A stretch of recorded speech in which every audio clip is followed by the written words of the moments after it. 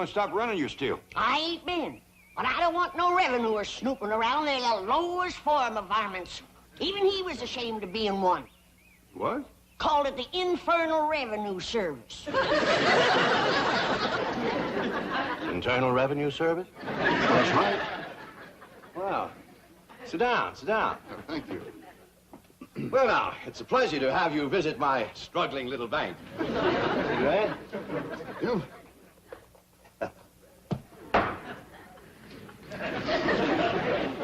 Here we are. Yes, it's always a pleasure to see you splendid chaps from the Internal Revenue Service. You know, I was just talking to my tax man yesterday. Aspirin? No. Mr. Drysdale, I'm not here to talk about your income tax return.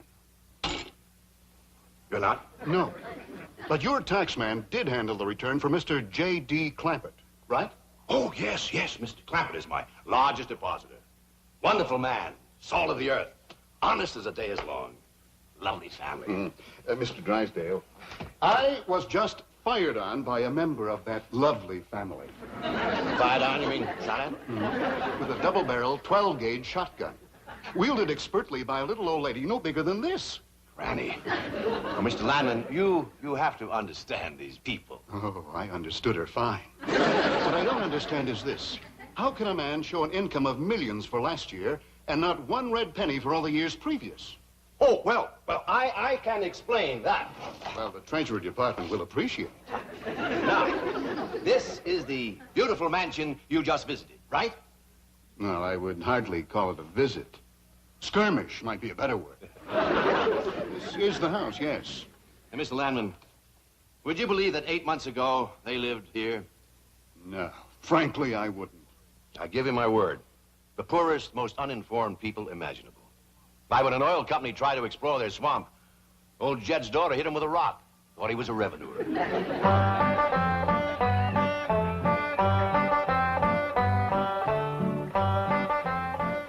What you got there? Stranger, Where'd you get him? I pinged him with a rock. What for? He was skulking around down by the slough. Figured he might be a revenuer. He ain't no revenuer. Then can I keep him? Of course not. Well, I caught him. Don't matter. Well, he won't be no trouble. I could keep him out in the smokehouse. Ellie Mae, you can't keep people like they were dogs and cats. Who's that? Some feller Ellie found nosing around. Beamed him with a rock so it'd be easier to tote. That there fella's from the petroleum company. What's a petroleum? I don't know. He asked me if he could do some wildcatting down by the slough. I said, help yourself. We're glad to get rid of the critters. What he said? Just kind of laughed. The laugh's on him. There ain't no wildcats down there at that slough. Heck no. It's too full of oil. Are you trying to tell me they didn't know oil was valuable? Even when the oil company geologists told them, they didn't understand.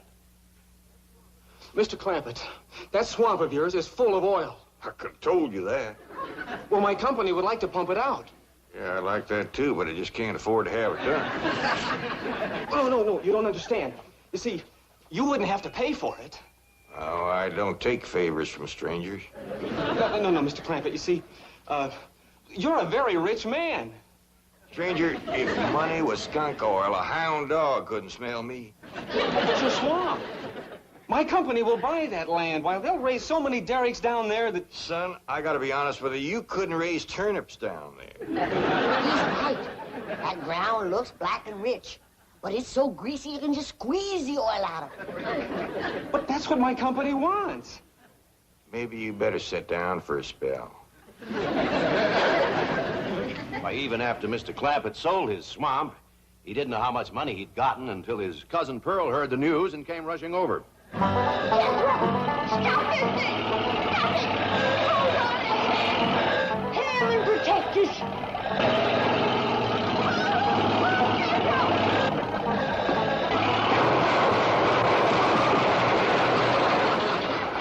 Did they hit us, Jed?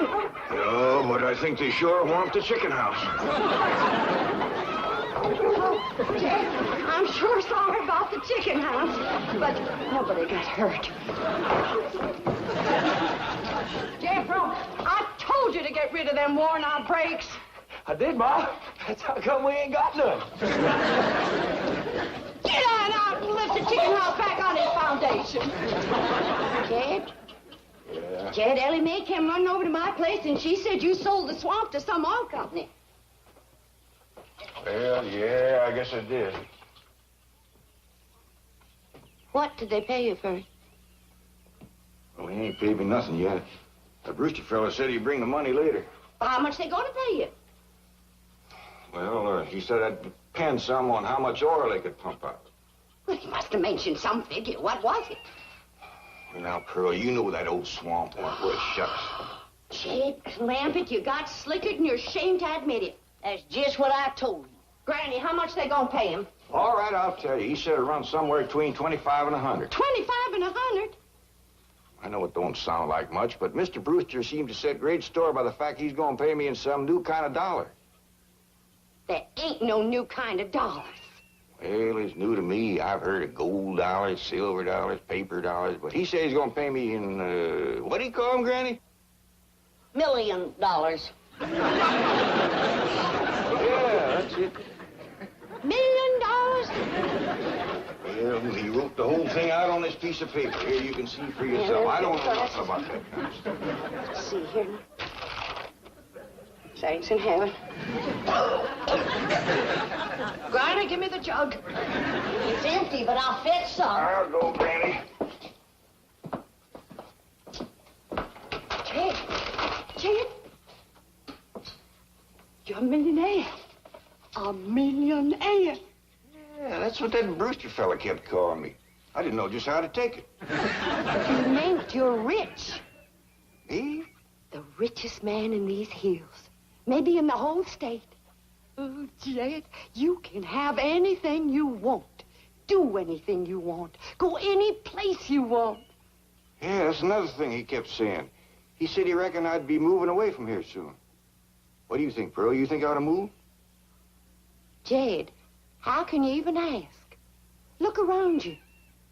You're 8 miles from your nearest neighbor.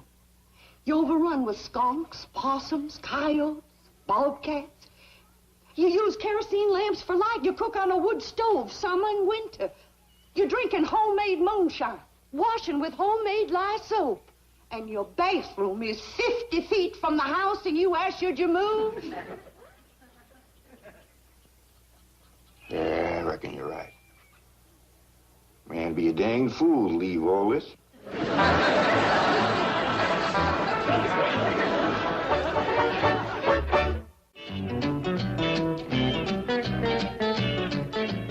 You know, Mr. Drysdale, in the Internal Revenue Service, we hear some pretty wild stories.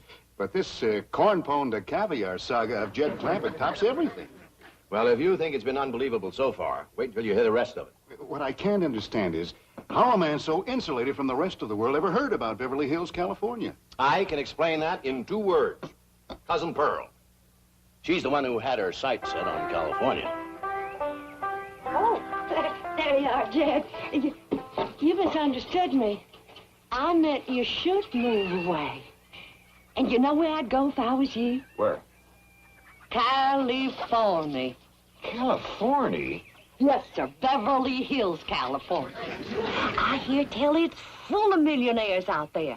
And movie stars, too. In what? Movie stars.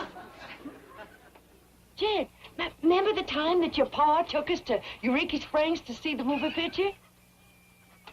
Yeah. Well, the actors that make them movie pictures live in Beverly Hills. Go on. Yes, sir. Well, doggy. Wouldn't that be something? Living in the same neck of the woods with old Tom Mix. It sure would. And we could come visit you. Yes, it was Cousin Pearl who planted the idea of moving to Beverly Hills, but it was Mr. Brewster who made it possible. Who's he? Vice president of the oil company that bought Mr. Clampett's land. Yes, Brewster's often told me the story of that fateful evening. Well, your cousin is right about that, Mr. Clampett. Beverly Hills is a choice residential area, and lots of millionaires do settle there. Folks like me, huh? Well, millionaires. Movie stars, too. Oh, yeah. Is Tom Mix there? No, I'm afraid Mr. Mix is dead. Oh? Oh, yeah. Oh, what's the matter with me? Remember Pearl? He got shot at the end of that picture. Well, there are plenty other movie stars, and that's where Jed wants to live. Ain't it, Jed? I do like the notion of living in the hills. Never could stand flat country. Mr. Clampett, I think it only fair. That is, well, I think you may have a wrong idea about Beverly Hills. Is that where you live? No, my home is in Tulsa. Well, say, maybe you could get us a place there in your neighborhood. Mr. Clampett, let's not beat around the bush. You will love Beverly Hills. Then that's it. Can you steer Jed onto a good place? No, I can get the bank out there to handle it for him. He'd like a nice big place with plenty of room for his kinfolk to visit him. Is the foreigner staying for supper? I'm ashamed to say I ain't asked him. How about it? Oh, I don't think so. Oh, no trouble. What you cooking tonight, Granny? Mustard greens and possum innards. Mm-hmm. Did you hear that, Mr. Brewster? Very clearly. Change your mind?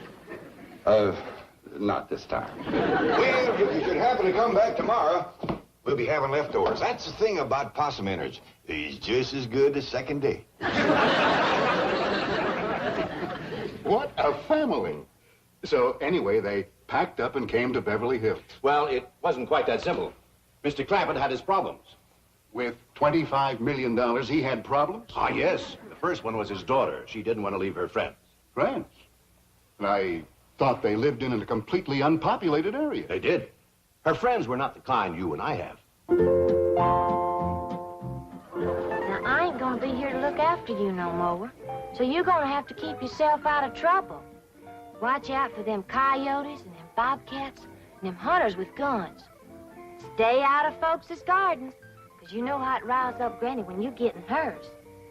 Except when we're gone, you can have everything that's left. I'm sorry there ain't gonna be room enough on the truck to take you along. But maybe you wouldn't like California anyhow. Maybe I ain't gonna like it either. If I don't, then I'm a-coming hightailing it right back here, and me and you'll set up housekeeping all by ourselves. Ellie? Ellie Mae? Yeah, Paul, over here. You feeling all right, Ellie? You didn't eat your supper. Sure, Paul. I just wasn't hungry. Cold? You're shaking like a sumac leaf. Oh, Paul, I ain't cold. I'm scared. Scared? Why? There ain't nothing in this woods can hurt you, even in the dark. It ain't the woods or the dark. It's going so far away. I don't know what it's gonna be like out there in Beverly Hills. Why, it's gonna be just like here. Except we'll have things a lot nicer. Will I go to school and wear fancy dresses like city girls and put powder on my face and get my hair all fixed up in one of them there beauty parlors? Why, sure you will. Then I ain't going. I want you to meet the Clampetts under different circumstances. You'll find them to be really charming people. Including Granny? Oh, yes. This time you'll get a completely different reception. I promise you.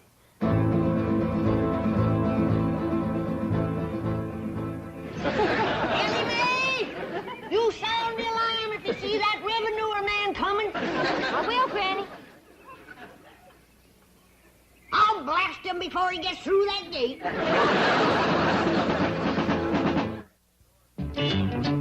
Of course, even after Mr. Clampett convinced his daughter to leave her animal friends, he still had Granny to contend with. I guess she didn't like the notion of being uprooted. That's putting it mildly. The way he tells it, she just downright refused to budge. Now, what's all this nonsense about you ain't going to California? Ain't no nonsense to it. If the good Lord had wanted me in California, he'd have put me in California. Maybe he's just getting around to it. The book says he moves in mysterious ways. Well, if he moves me, I'll go. But you and Big Jethro ain't a budging me. Granny, this here Beverly Hills sounds like the kind of place you'd like. That Brewster fella says they got smogs out there. What's a small? Well, me and Jethro figured out that's a small hog. And you heard what Pearl said. It ain't got no snow out there. You could run your still the year round. Run it the year round here. Yeah, but walking down through the snow to the still always makes you feel so miserable. I might feel miserable walking down. But the way I feels coming back makes up for it. Hey, Granny. We've been planning and talking about this trip for days. You never said you wouldn't go. Never said I wouldn't either. But that Brewster feller has bought us a house in them Beverly Hills. He sent our $25 million to the bank out there. Well, you just chase on out after it. I'm staying right here. And I ain't afeared neither. Granny, I ain't leaving you here alone. And I ain't a budging out of this rocker. Let her roll, Jethro.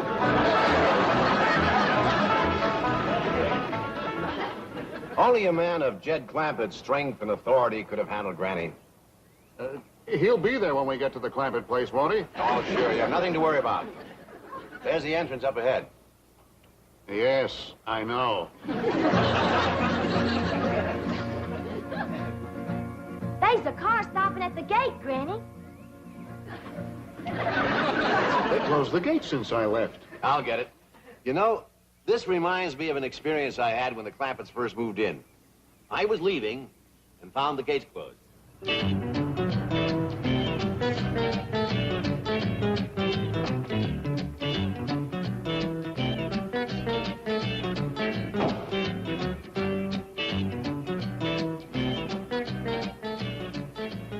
Hello.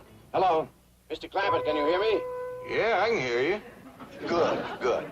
I need your help.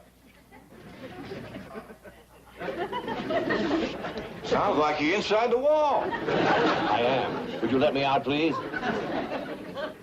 Well, you bet I will. You stay right where you are. I'll get me an axe and have you out of there in no time. He demolished 10 feet of wall before I could stop him. Granny, Mr. Drysdale's opening the gate. Good. He's leading that revenuer right into a trap.